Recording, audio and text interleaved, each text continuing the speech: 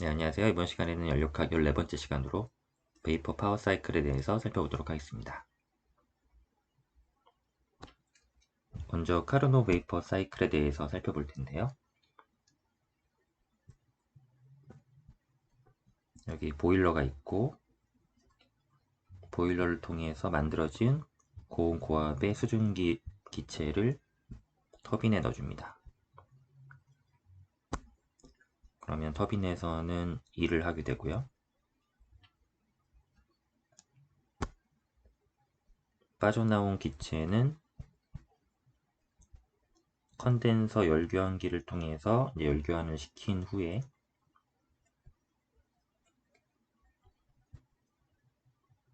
펌프를 통해서 다시 고압으로 만들어서 보일러로 넣어주죠. 이 과정이 1, 2, 3, 4 이렇게 이루어지면서 사이클이 돌아갑니다. 그러면 이때 펌프로도 이제 웍이 들어와야 되겠죠.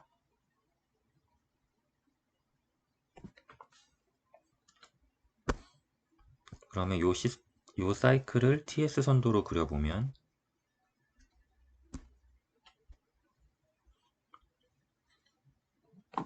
이 상태에서 먼저 우리가 가장 이상적인 사이클이면 카르노 사이클이 있으니까 한번 카르노 사이클을 그려보겠습니다. 그러면 두 개의 아이소서멀 프로세스와 두 개의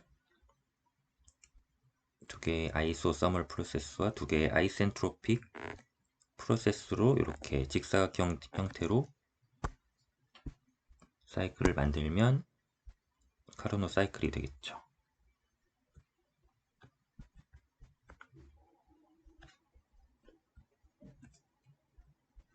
그러면 이 사이클이 우리의 요 베이퍼 파워 사이클에서의 최고 효율을 갖는 사이클이냐 하면 뭐 이론적으로는 그렇겠지만 실제적으로는 실효성이 없는 게 두 가지 이유가 크게 있는데, 이쪽에 보시면 지금 터빈 출구단에서 건도가 엄청나게 낮죠. 그러니까 원래는 터빈에는 이제 증기만 들어가야 되게 설계가 되어 있는데 지금 액적이 막 돌아다니는 거예요. 그러니까 액체가. 그러면 기체 대비 액체의 밀도가 훨씬 높으니까 이게 터빈 블레이드를 이제 때리게 되거든요. 그래서 터빈이 손상이 됩니다. 그래서 출구 건도는 한 0.9 이상으로 맞춰줘야 되고요. 실제적으로. 그다음에 또 하나 문제가 이쪽이죠.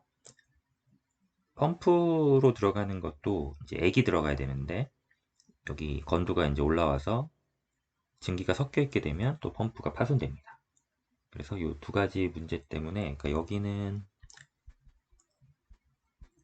퀄러티 건도가 너무 높아서 문제고 여기는 퀄러티가 너무 낮아서 문제죠. 그래서 이 두 가지 때문에 요 베이퍼 파워 사이클에서 이상적인 사이클은 카르노 사이클이라고 볼 수가 없습니다.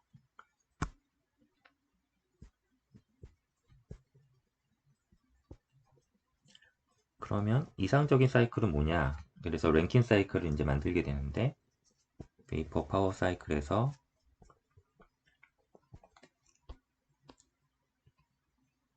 저 두 가지 방금 문제를 해결을 해줘야 되죠.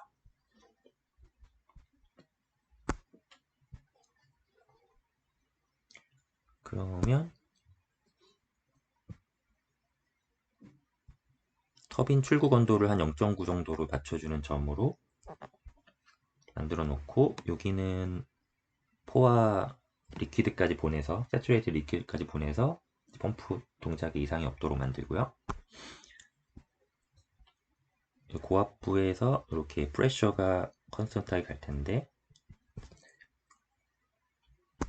펌프에서 이제 이 라인까지 펌프로 이제 올려주죠.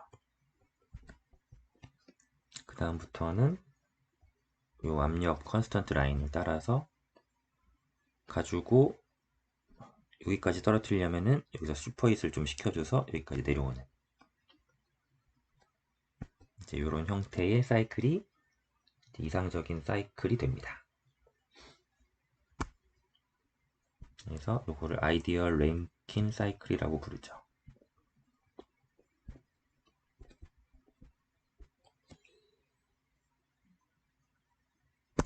그러면 이 과정상에서 에너지가 들어오고 열이 들어오고 이 과정상에서 열이 나가는 구조고요. 이쪽에는 슈퍼힛을 만들어줬고, 그렇게 함으로써 터빈 출구단의 건도를 높여줬고요. 여기는 아예 세츄레이티드 리퀴드를 만들어줬죠. 네, 여기가 이제 기본적으로 여기서 출발을 하는 겁니다. 그러면 우리가 컴포넌트 분석을 할 때 들어오고 나가는 열, 들어오고 나가는 웍이 결국은 이 오픈 시스템이니까 엔탈피의 변화를 만들어내더라. 이제 이런 분석을 하면 이제 얼마든지 분석을 할 수가 있는 거죠. 그래서 차례로 분석을 해보면 먼저 펌프에서는 열량의 출입이 없으니까 펌프로 들어가는 웍은 펌프에 웍이 들어가서 엔탈피를 이제 올려놓게 되죠. 오픈 시스템은 이제 엔탈피로 다 취급을 하면 됩니다. 보일러는 웍이 없으니까 들어오는 열량이 또 엔탈피를 높여주는 역할을 하고요. 터빈은 열량의 출입이 없고 대신에 일을 하는데 터빈에서 나오는 일은 결국은 잃어버린 엔탈피가 되는 거죠. 컨덴서는 열교환기니까 웍은 없고 열량이 나가게 되는데 그 나간 만큼 엔탈피가 떨어지게 되겠죠. 자, 그러면 컴포넌트별로 다 관계를 구했으니까 이제 전체적인 사이클의 열 효율을 구해보면 Q인분의 Wnet, 그러면 Wnet은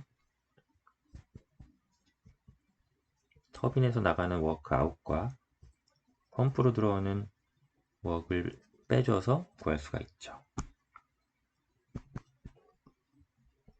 그러면 Wnet은 Qin Qout이 되니까 1 Q인분의 Qout 이렇게 구하면 되겠죠. 그러면 1 Q인은 H3-H2 여기가 3죠. Qout은 H4-H1 Qout은 H4-H1 이렇게 해서 엔탈피만 가지고 이 열효율을 랭킨 사이클의 열효율을 구할 수가 있습니다.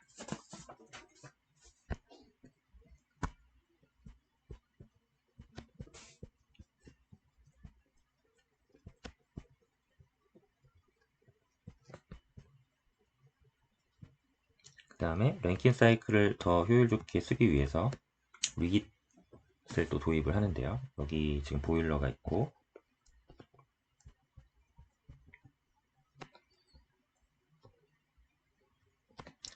원래대로면 터빈에 하나만 들어가는데 여기 터빈을 두 개로 분리를 합니다. 하이 프레셔 터빈이 있고요. 로우 프레셔 터빈이 있죠. 그러면 하이 프레셔 터빈으로 나온 애를 다시 보일러를 한번 보내서 리밋을 시킨 다음에 로우 프레셔 터빈으로 보내서 그 다음에는 똑같이 가는 거죠.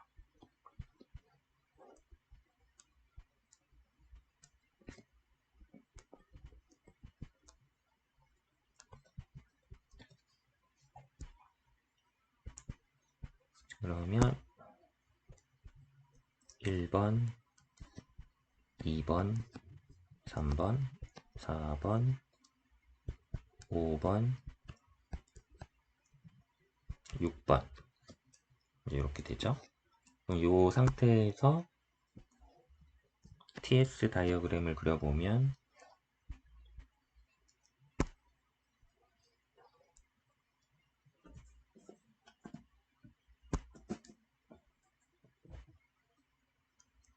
여기는 서브쿨이 아니죠.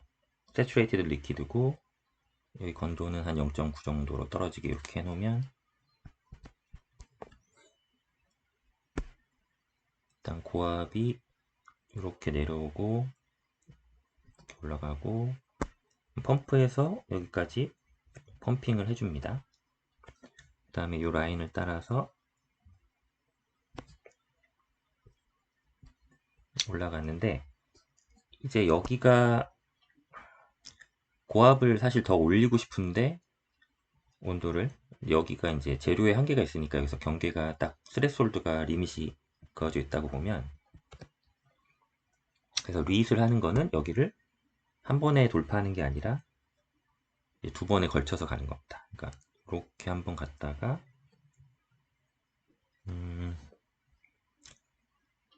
그림을 좀 다시 그려야겠네요. 여기를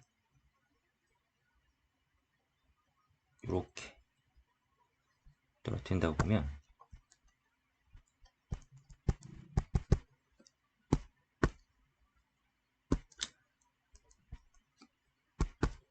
여기를 좀 늘려볼게요. 그러면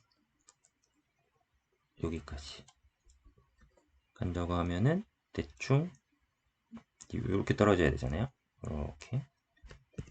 그럼 여기를 한 번에 못 가고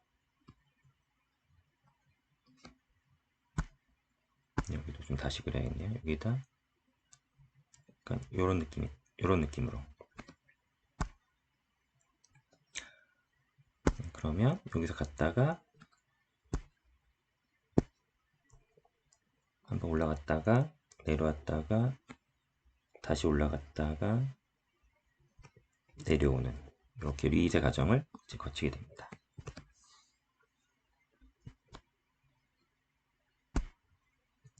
이렇게 두 번에 걸쳐서 가는 거죠. 3번, 4번, 5번.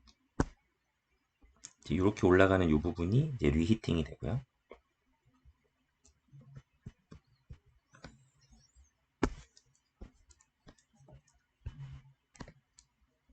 그러면 QE는 원래 프라이머리 Q에다가 내가 리hit의 힘을 받아서 더 열량을 키울 수가 있죠. 그러면 H3 빼기 H2 플러스 H5 빼기 H4 이렇게 되는 거고, 터빈에서 나오는 출력은 이제 두 번에 걸쳐서 나오게 되는 겁니다. 그러면 내가 Q인도 늘지만 저 W 터빈 아웃이 더 많이 늘어서 결국 효율이 좋게 되는 거죠.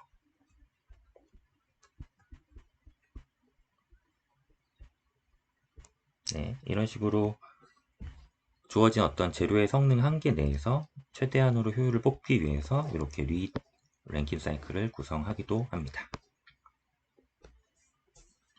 네. 그러면 오늘은 이렇게 보일러를 통해서 수증기를 이렇게 돌려가면서 터빈에서 일을 뽑아내는 베이퍼 파워 사이클에 대해서 알아봤고, 그 중에 이론적으로 랭킨 사이클까지 한번 알아봤습니다. 네, 오늘은 여기까지 하겠습니다. 감사합니다.